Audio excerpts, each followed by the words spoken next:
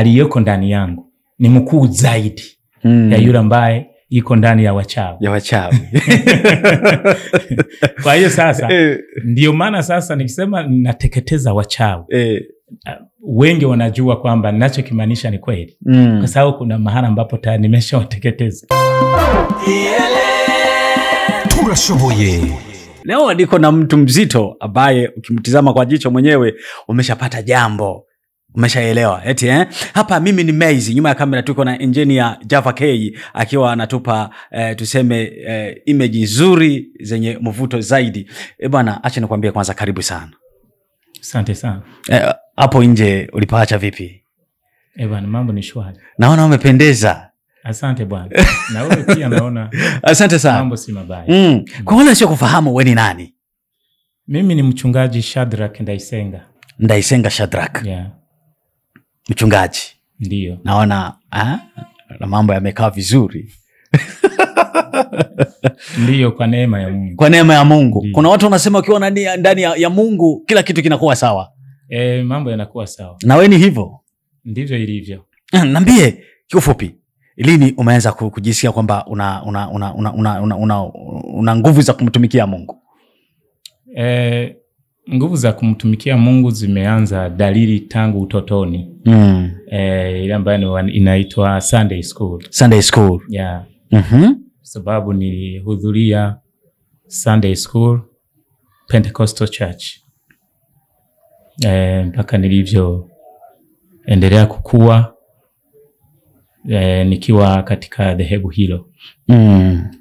Lakini 2010 mwezi wa 7 ndio niliaga. Ukaaga? Nikaaga. Baada ya Mungu kunipa wito nimtumikie kwa upana zaidi. Nifikishe ujumbe wake kwa watu wengi ulimwengu mzima. Mungu akasema nenda ufikishe ujumbe wangu kwa ulimwengu mzima. Ndio. Wewe huyo umenyanyuka. Nikanyanyuka. Bila shaka. Ukatua wapi sasa katika kanisa gani? Baada ya hapo nikaanza huduma. Maana yake kanisa 2015. 2015. Mwezi wa 11.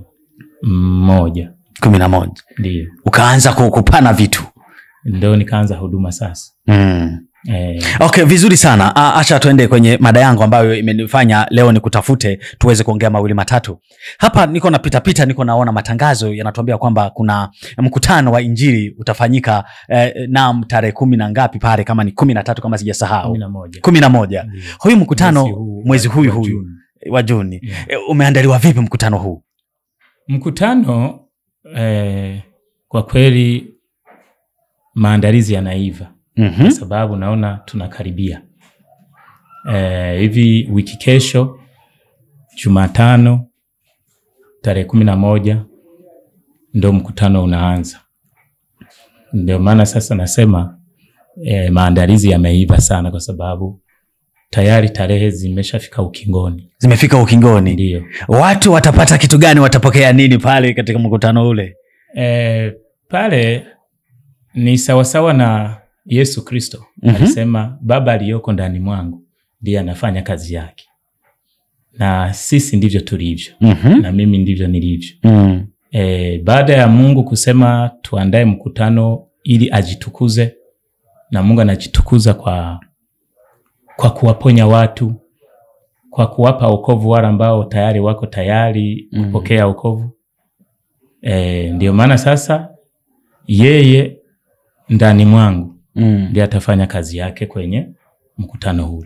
Yaani kupitia wewe Mungu atafanya maajabu yake katika uwanja ule. Mkutano ndio huyo umefikia ukingoni, utafanyikia wapi? Mkutano kunaandaliwa na kanisa la Golgotha Humukiza Burundi nzima, lakini hasa hapa mjini Rumonge ndio wameajibika sana. Kanisa la hapa mjini Rumonge limeajibika kuandaa mkutano huo. Utafanyikia kwenye Stadium Izere hapa mjini Rumonge. katika uwanja wa mpira wa Rumonge, tuseme wengi wanaita Ndiyo. Izere Stadium. Ndiyo. Mjini kati. Ndiyo.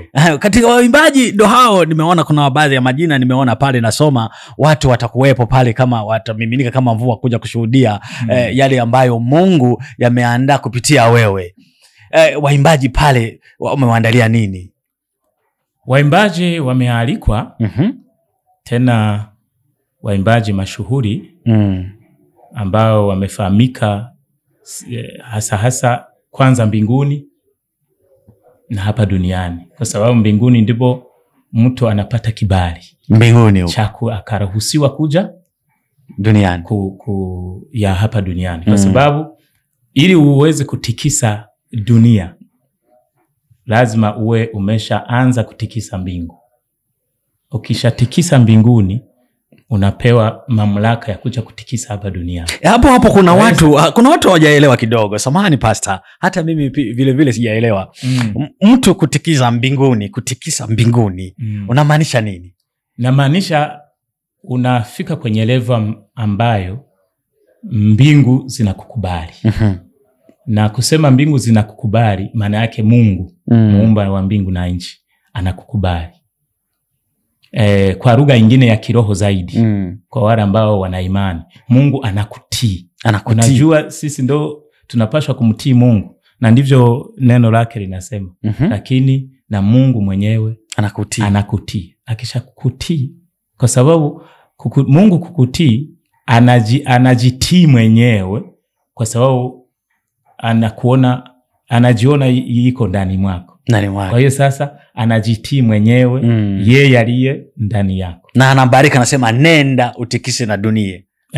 Anasema umepewa kibali, nenda ukatikise dunia. Kwa hiyo sasa tumewaalika waimbaji mashuhuri. Kuna waimbaji wa kanisa la Golgotha wenyewe, wanafahamika, wanaweza kabisa, wamejaa Roho Mtakatifu, wamepata malezi bora ya kiroho, wana maadili mema. Kuna kwaya ya Golgotha, kuna kwaya ya Phronesis, kuna kwaya ya Peacemaker, kuna kwaya ya Yada, kuna ingine inaitwa Zamaa. Hao wote watakuwepo. Kuna waalikwa rasmi, kuna huyu muimbaji anayefahamika kwa jina la Coco Claudia. Namuona huyu. Yule ni wa kimataifa. Atakuwepo. Atakuwepo na kundi lake. Watakuja kutupa utamu pale, utamu ndani ya Yesu. Ndiyo. Wapenzi watazamaji wa DLM Plus One, mnasikia kwamba katika uwanja wa mpira wa Rumonge, sio hao tu.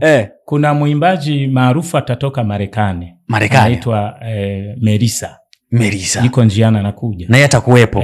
Na kuna waalikwa waimbaji mashuhuri wa makanisa mbalimbali hapa Rumonge na vijiji vingine mbali ya Rumonge. Asante sana. Wapenzi watazamaji wa DLM Plus One, mnasikia kwamba katika mkutano huu umeandaliwa na Golgotha Humukiza. Ndiyo. Humukiza. Mnasikia kwamba vitu vimeandaliwa vizuri sana. Waimbaji wapo na wengine wako wanatokea Marekani. Bila shaka na kutoka Marekani wakifika tutawaleta hapa waweze kutuambia kitu gani wametuandalia katika uwanja ule. Najua tutabarikiwa sana. Hapo pastor, ni wachungaji gani wengine ambao umewaalika katika mkutano wako? Kwanza tuna umoja wa wachungaji hapa kwenye mkoa wa Rumonge. Hao wote wanafahamu. Wao ni lazima wanakuwepo kwa sababu tunashirikiana. Mimi ni mmoja wapo kwenye board. Ndiyo. Lazima wawepo. Na matangazo yake yanatangazwa kwenye radio. Niambie, mkutano utafanyika siku ngapi? Mkutano utakuwa ni wa siku 5. Kuanzia Jumatano tarehe 11 Juni mwezi huu wa 6 mpaka Jumapili tarehe 15. Yaani mkutano wa miujiza na ishara ambavyo Mungu atatendea watu kwa kuwaponya, kwa kuwatakasa, kwa kuwapa hekima yake. Muda wa siku 5. Pastor, mkutano utakuwa unaanza kila saa 8. Kila siku saa 8 mkutano unaanza. Ndiyo. Sasa pastor, hapa nina swali moja. Mkutano huyo umewiva kunaponya watu kama kawaida yako, kama kawaida najua unafanya hayo mambo sana. Mungu apewe sifa sana. Mungu apewe sifa sana. Unafanya mambo yale, Yesu huyu anakuja sasa, utampokeaje? Yesu unamaanisha nini? Yesu huyu anakuja ndani, anarudi. Anarudi. Kuchukua wateule. Anafikia pale ulipo wewe. Utampokeaje? Yesu simpokei tako sana, anakaa ndani mwangu. Tayari anakaa ndani mwangu na mimi nakaa ndani yake. Sasa unamuona eyes to eyes. Yule pale, wewe huyu hapa. Nataka umpokee. Sijakuelewa bwana. Namaanisha hivi, huko unaponya watu.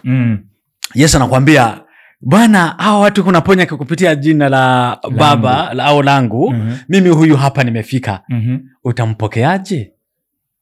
Macho kwa macho. Unajua Yesu hapokelewi na yule ambaye alishampokea. Ila wale ambao hawajampokea ndio wanampokea. Wale ambao hawajampokea wao ndio watampokea. Kupitia toba. Baada ya injili watu watajua kweli. Baada ya kujua kweli sasa wataitendea kazi. Wataitendea kazi. Na kuitendea kazi ni kutubu. Halafu baada ya kutubu Yesu anaingia ndani mwao, wanampokea. Hapo na wakimpokea anakuwa Bwana na Mwokozi. Bwana kwa ajili ya kuwaongoza na Mwokozi kwa ajili ya kuwaponya. Ndio. Inajua mnaponya watu wale wana magonjwa tofauti. Na hasa wale ambao wamerogwa wenye uchawi, wanakandamizwa na wachawi, wanakandamizwa na waangaji, wanakandamizwa na umaskini, wanakandamizwa na ndoto. Kuna mkutano mmoja niwahi kushuhudia ukisema kwamba unateketeza wachawi. Nataka watazamaji wako wanakutazama hapa uambie wachawi unawateketeza kivipi? Kwanza mimi kuna surname yangu. I am Death Defeater. Ukimaanisha nini? Yani I am Pastor DD. Pastor D, hiyo D ya kwanza ni death. Death maana yake ni mauti. Defeater yani maana yake mshindi. Wewe ni mshindi. Ni mshindi wa mauti. Ndio. Mjindi rumo. Kwa hiyo sasa pia mimi ni mtu ambaye siwezi kurogwa. Huwezi kurogwa? Hapana. Na binadamu yeyote. Kwa sababu aliyeko ndani yangu ni mkuu zaidi ya yule ambaye yuko ndani ya wachawi. Biblia inasema nini kuhusu uchawi? Biblia inasema, Mungu anasema katika kitabu cha Kutoka kwamba tusiruhusu mwanamke mchawi aishi. Tusiruhusu mwanamke mchawi aishi. Akiishi itakuwaje? Mchawi akiishi anaishi peke yake, na kuishi kwake wengi wanakufa. Bora afe mapema yeye peke yake ili wengi waishi. Ndio maana sasa ndio natakiwa utokomeze. Ndio maana siku moja nilikuwa nafanya mkutano wa nje Rutana. Halafu ilikuwa wa siku 3. Ijumaa, Jumamosi na Jumapili. Jumapili sasa baada ya kumaliza kuombea watu, nataka kushuka jukwaa, nikauliza nikawaambia nataka nitoke hapa, nimewapa zawadi. Watu sasa zawadi gani? Zawadi atazipata za kutuenea watu maelfu na maelfu, mkutano wa nje. Ndipo sasa nikawauliza, hapa maeneo hapa haya ya kwenu kuna wachawi? Wakasema wapata na hapa mkutanoni wapo.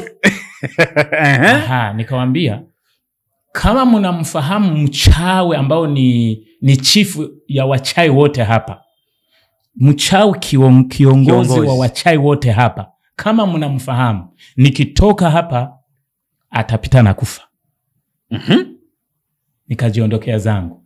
Nilipofika nyumbani kesho yake, yule mchungaji ambaye alikuwa amenialika akanipigia simu. Alikuwa ni mchungaji wa Bujumbura. Amenipitia, akanipeleka Rutana kwenye makanisa yao. Akanipigia akasema, unajua ulichokisema kimetokea. Nikasema kipi? Akasema mchawi ambao alikuwa ni kiongozi kule Rutana, pale ambapo maeneo ulifanyia mkutano, wamenaambia kwamba amefariki. Amen. Watu wako wanafurahi. Wana vigeregere na nderemo. Wakasema mchawi kiongozi kaga dunia amekufa. Yule mchungaji akasema wanasema wanataka waandae mkutano mwingine mkubwa zaidi. Wao sasa walikuwa nadhani kila nikienda nitaua wachawi. Huko hata huko Morogoro Tanzania.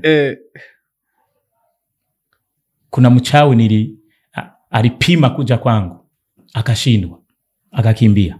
Alikuja kwa njia ya ile njia ya giza. Nami nikamuona kwa sababu mtu wa rohoni anachambua kwenye ulimwengu nao shikika na ulimwengu usioshikika. Anachambua kama kawaida. Hata Bukoba nilifanya mkutano wa nje. Yule mchungaji ambaye amenialika, wachawi wakamkasirikia, wakapeleka mtoto wake, kwa sababu mimi walikuwa hawaniwezi. Kwa sababu kwenye mkutano wa nje nilikuwa na wachambua sana. Sasa wakashindwa kunifanya chochote. Ndipo sasa wakaua mtoto wa huyo mchungaji. Mtoto wa mchungaji mwingine ndo wakapitua. Sasa usiku wa Jumapili ambao unapambazukia Jumatatu, mchungaji huyo alienda kuangalia mtoto wake, kwa sababu alikuwa na kawaida yake kila saa 11 ya alfajiri anawaamsha familia ili waweze kumwabudu Mungu. Kwenda kumwamsha mtoto, akakuta ameshafariki, amekauka. Akaweka maiti mgongoni, akaleta kwenye chumba mara ambapo amenipokelea. Akanambia, mchungaji, angalia mtoto wangu. Nikamwambia, wachawi wamesikia hasira kwa kumenialika, kwa sababu vitu vyao nimeviharibu. Sasa wameshadhalilika. Sasa ndio maana sasa wanaanza sasa kukutesa wewe, wachukue mtoto wako. Lakini kaona kiroho, nikaona mtoto wako wanampeleka. Nikamwambia, mchungaji, mtoto bado wanampeleka. Naona wanampeleka. Nikamuuliza, jina lake ni nani? Akanambia jina lake. Nikamwambia, wewe mwenyewe muite, useme katika jina la Yesu Kristo fulani, rudi njoo. Akatekeleza yale ambayo nimemwambia. Mtoto akarudi. Akarudi. Akaamka tena. Akaamka. Akarudishiwa uhai wake. Akawa mzima. Ili Jumatatu asubuhi mimi nikapaki begi yangu, nikarudi zangu Burundi nyumbani. Maneno madogo. Nataka kuambia watu wako wanatusikiliza na wengine wanatutazama. Wategemee nini katika huu mkutano unaenda kufanyika? Katika huu mkutano ambao unaanza Jumatano wiki kesho, yani siku ya 3 tarehe 11 mpaka Jumapili tarehe 15, takuwa tunaanza saa 8 ya mchana. Kwa hiyo sasa tunawaalika watu wote ambao mna matatizo, wala ambao mnaota mkila nyama, mnaota mkikimbizwa na vitu, mnaota mkiangukia katika shimo ndefu, na kuja kushituka hujafika chini. Hivyo vyote mtafahamu maana yake ni nini na mtakombolewa. Na sio sisi, lakini ni nguvu ya Mungu ambayo iko ndani mwetu itafanya kazi. Mtaona maajabu, watu kufunguliwa, watu kufunguliwa mapepo, kufunguliwa mambo ya wachawi, kufunguliwa magonjwa, kila matatizo. Watu wenye matatizo tunawaalika mje kwenye mkutano huo. Ni jibu ya maisha yenu, ni jibu ya afya njema yenu. Amen. Karibuni sana. Bwana, umesikia kwamba mchungaji anatuambia mengi zaidi kuliko yale tulikuwa tunategemea. Wewe ulikuwa ukiota unaruka unapelekwa huku na kule, unakula nyama, basi sahau tarehe 11, bila kusahau uje na wale wagonjwa wote wako nyumbani, ujirekeze katika uwanja wetu wa mpira wa mjini Rumonge ili uweze kupata uponyaji. Si vile pastor? Ndio. Tunawakaribisheni wote. Usisahau kufanya like, share na comment, subscribe ili wa kwanza kupata mawili matatu au kupata vipindi mbalimbali kutoka DLM Plastics One. God bless you.